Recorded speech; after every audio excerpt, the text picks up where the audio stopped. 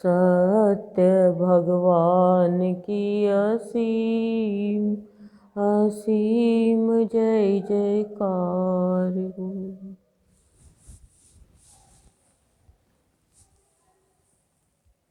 मनुष्य सोचता है कि मेरी अविद्या यानी अहंकार, मेरा ज्ञान, ये सब बाहर के मैं जो पढ़ाई पढ़ रहा हूँ या मैं कोई दान पुण्य धर्म पूजा उपवास कर्म कांड कर रहा हूँ, इससे दूर हो जाए। ये मनुष्य का भ्रम है, वो सत्य से अनभिज्ञ है। मनुष्य को भगवान ने बहुत शक्तियाँ दी है। सबसे बड़ी शक्ति अंतःकरण, अंतर में जो कार्य करने वाली शक्तियाँ हैं, मन है, बुद्धि है, चित्त है, हृदय है, विवेक है, ये सब अंतःकरण है। पर मनुष्य इनको ऐसे कामों में लगा देता है कि वो अंतःकरण जो है वो सब वासना से, भोग से, अविद्या से, अज्ञान से, विकारों से भर जाते हैं और उन्हीं के मुताबिक वो कर्म करते हैं। लेकिन हम अपने भाग्य को रोज सराहें कि हमारा भाग्य बहुत ऊंचा है, कि हमें भाव योगी संत का दरबार मिला, सत्संग मिला, संत का श्रेष्ठ पुरुष का संग मिला और सत्य शास्त्र मिले, गुरुदेव के साहित्य के रूप में, संत मणि के रूप में, भाव निर्झरणी के रूप में, भाव की धारा के रूप में, जो हमें सत्य से जोड़ते हैं। अंतःकरण हमारा शुद्ध होता है जब हम सत्संग में आते हैं। सत्संग का मतलब जहाँ पे सत्य की बातें होती हो, जहाँ पे सत्य का संग किया जाता हो, जहाँ पे ये बताया जाता हो कि बिना सत्य के प्राणी तू अपना उद्धार नहीं कर सकता, क्यों सत्य ही अजर है, सत्य ही अमर है, सत्य ही शाश्वत है, सत्य ही बना बनाया है। सत्य को बनाने की जरूरत नहीं है, लेकिन मनुष्य ने सत्य के ऊपर ही आवरण डाल लिया। रावण ने श्री राम के सत्य स्वरूप को पहचाना नहीं। ऐसे ही कोई भी प्राणी अपने सत्य के स्वरूप को नहीं पहचानता है, बस वो बाहर बाहर इस शरीर में लगा रहता है जो नश्वर है। सत्य नश्वर नहीं है, जो आत्मा है, जो परमात्मा है। फल सत्य नहीं है, बीज सत्य है, जिसे और फल उत्पन्न हो सकते हैं। सत्य बोलने से वाणी शुद्ध होती है, आचरण शुद्ध होता है, चरित्र शुद्ध होता है और मनुष्य का अंतःकरण शुद्ध होता है। बिना सत्य के कुछ भी मिल नहीं सकता। और ये सत्य का ही ज्ञान, सत्य भाव जागृत, ये संत करते हैं। संत का मिलना बहुत बड़े भाग्य की बात होती है। बिना संत के मिले हमें हमारी पहचान, सत्य स्वरूप की पहचान कोई करा ही नहीं सकता। अब आप कहोगे कैसे कह सकते हो आप? आपका मन प्रश्न कर सकता है। पर ये ऐसे कह सकते हैं कि हम जब परिवार में थे, संसार में थे, सत्संग में आने से पहले, परिवार में संसार में अब भी है, उस समय हमने सत्य को जानना है, यहाँ तक जाना ही नहीं। सत्य को पाना है, किसी ने बताया ही नहीं, किसी ने नहीं बताया। सत्य ही वो सच्चा ज्ञान है जो अनंत को प्राप्त करता है, और अनंत कौन है? ब्रह्म है। लेकिन सत्य के रास्ते पर चलना बहुत कठिन है। सत्संग से ही प्राणी संत का ज्ञान लेकर के सत्य को जान सकता है, क्योंकि सत्संग से मनुष्य के व्यक्तित्व का, यानी मनुष्य के खुद के गुणों का विकास होता है। फिर वो बनावटी बातें, दिखावटी बातें, सजावटी बातें नहीं करता है।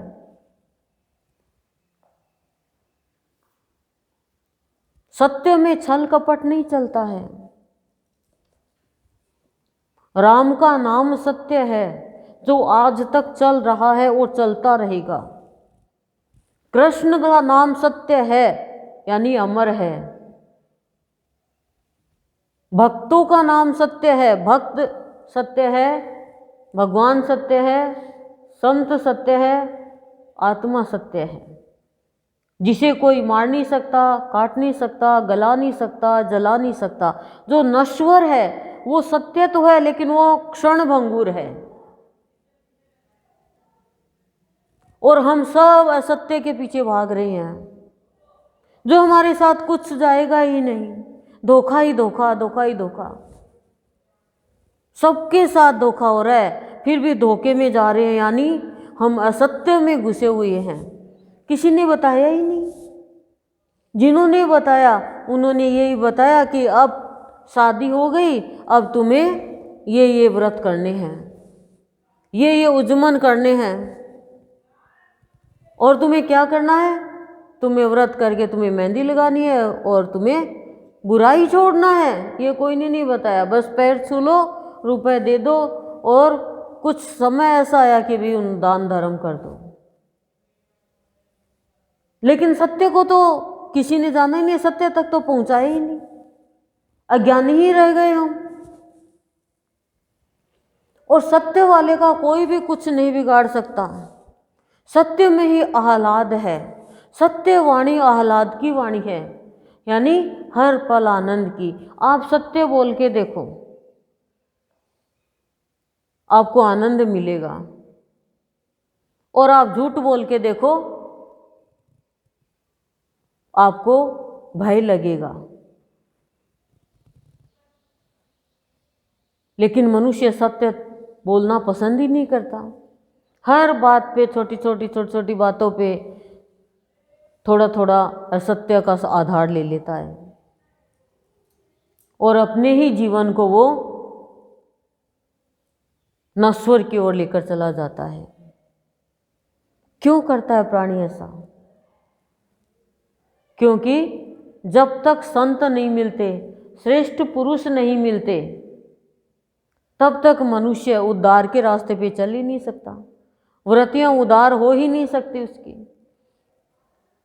श्रेष्ठ पुरुषों का संग बहुत बड़ा महत्व रखता है। माता बनासा को बाबा का साथ मिला, सत्य को नहीं छोड़ा। दुनिया ने सताया, परिवार वालों ने सताया, संगी साथियों ने सताया, सत्य ने परीक्षाएं भी बहुत ली, लेकिन सत्य को नहीं छोड़ा। और हम लोग सत्य को ही छोड़ देते हैं और फिर रोते हैं। जब कोई मर जाता है, संसार छोड़ के चला जाता है, तो हम रोते हैं, पर सत्य तो मरता ही नहीं है ना। आत्मा थोड़ी मरती है, शरीर था ये तो जाएगा। जन्म के साथ मृत्यु निश्चित है, पर हम सत्य बात को जानते ही नहीं है। सत्य क्या है? हम तो बाहर में भाग रहे हैं। सत्य ये नहीं देखता है, संत ये नहीं देखता है कि तुम्हारी जाति बड़ी है तो मैं तुम्हारे ऊपर कृपा कर दूंगा। तुम आज बहुत सुंदर ड्रेस पहन के आए हो, मैं तुम्हारे ऊपर कृपा कर दूंगा। आज तुम गाड़ी में आए हो मेरे लिए, मैं तुम पे बहुत बड़ी कृपा कर दूंगा। संत ये नहीं देखता है। संत देखता है मनुष्य का अंतःकरण, कि शुद्ध है कि अशुद्ध है। अशुद्ध क्यों हो गया? कपड़ा गंदा क्यों हो गया? बताओ, कपड़ा गंदा क्यों हो गया? मिट्टी लग गई या हम पहन के काम कर लेते हैं तो गंदा होगा ही, बाहर में रहेगा तो। मकान गंदा बंद है फिर भी गंदा हो गया, क्यों? क्योंकि उसमें मिट्टी चली गई। सुनसान मकान है, जाले कर लेंगे मकड़ियाँ, मक्खी मच्छर हो जाएंगे। तो ऐसे ही हमारा अंतःकरण गंदा हो जाता है निरर्थक बात करने से, असत्य बोलने से, किसी के साथ दुर्व्यवहार करने से, बनावटी बात करने से, दुख सुख उसे परेशान करते रहते हैं। नहीं तो जो सत्य को प्राप्त कर लेता उसका तो सदा एक ही भाव रहता है। सत्य वाला ये नहीं देखता फिर ये रात है कि दिन है, सुबह है कि शाम है। सत्य वाले को कोई परास्त नहीं कर सकता। राजा हरिश्चंद्र को कोई परास्त कर सका क्या? परेशान जरूर किया पर परास्त नहीं कर सका। देखो, सत्संग से अविद्या खत्म होती है, अज्ञान खत्म होता है सत्संग से, लेकिन पूरी अविद्या खत्म नहीं होती है सत्संग से। 1/4 खत्म होती है खाली, उसे ज्ञान हो जाता है कि मुझे क्या करना है क्या नहीं करना। और आप देख लो, आपको ज्ञान तो हुआ ही है। और संत पुरुषों के संग से भी अज्ञान दूर होता है, विवेक जागृत होता है। लेकिन जब तक हम सत्य नहीं बोलेंगे तब तक ये दोनों थोड़े थोड़ी ही हमारी हेल्प करेंगे। झूठ बोलेंगे तो, इसलिए सबसे बड़ी पूजा अर्चना सत्य है, और सत्य है मेव जयते। सत्य की सदा जय होती है, विजय होती है। संत है वो सत्य बोलना ही सिखाते हैं। सबसे बड़ा धर्म सत्य बोलना। अब कोई झूठ बोल दे कोई भी बात के लिए, जैसे मान लो लड़के लड़के की सगाई हो रही है और झूठ बोल दिया कि लड़का तो इतना कमा रहा है, इतना पढ़ा लिखा है, और यदि उसकी खुल गई बात तो बेइज्जत होगी ना। ठीक है, शादी हो गई, सब कुछ चल रहा है, लेकिन उसका व्यक्तित्व में निखार कैसे आएगा? वो खुद की नज़र में गिर जाएगा। बोलो, नहीं गिरेगा क्या? हम इन्हीं बातों के लिए झूठ बोलते हैं खाली। और रिश्ता होना तो होगा, नहीं होना तो नहीं होगा। नहीं आया तो नहीं आया, बात ये है।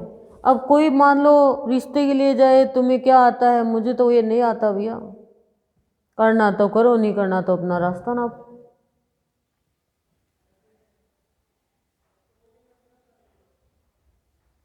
छूटना तो वो बाद में छूट जाएगा रिश्ता। तो झूठ क्यों बोले? असत्य क्यों बोले?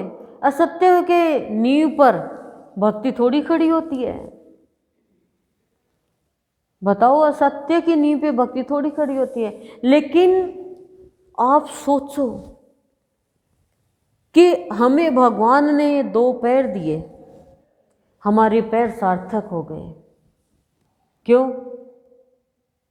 बताओ, क्यों हो गए?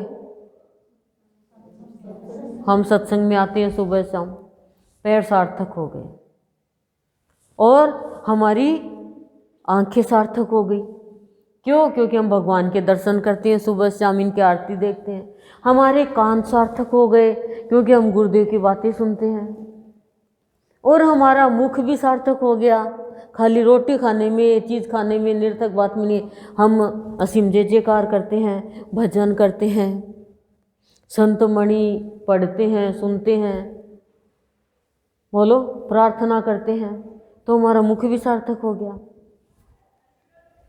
और यहाँ पर आकर के जैसे हम सेवा करते हैं भगवान की, तो हमारे हाथ भी सार्थक हो गए।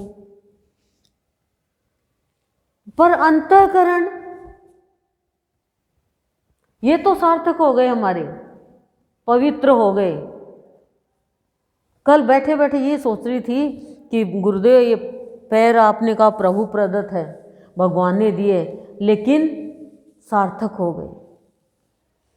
एक इंसान फैक्ट्री जाता है, सुबह जाता है, रात को आता है, विदेश भी चले जाते हैं, और डेली नौकरी पे भी जाता है, कमाई के लिए भी जाता है, ये तो बहुत ही कमाई है। लेकिन पैर सार्थक है जब वो सत्संग में आता और जाता है।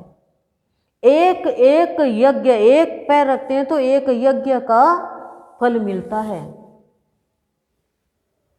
ये मत को मैं तो दूर से आती हूँ, जो जितना दूर से आता है उसका उतने यज्ञ का फल मिलता है। तो हमारे क्या क्या सार्थक हो गए? पैर, कान, आँख, वाणी, मुंह, हाँ जीभ देख लो, और ये हाथ। अब मन, बुद्धि, चित्त, इनको शुद्ध करना है किससे? असीम जय जयकार से। जितनी हम असीम जय जयकार करेंगे भावी योगी संत की, उतना हमारा अंतःकरण शुद्ध हो जाएगा। फिर हमारे अंदर की चिंता, दुख, परेशानी नहीं होगी। क्यों? क्योंकि हाथ पैर से हम कपट नहीं करते, हाथ पैर से हम झूठ नहीं व्यवहार करते। मन में आता है और हम वाणी को झूठा कर देते हैं।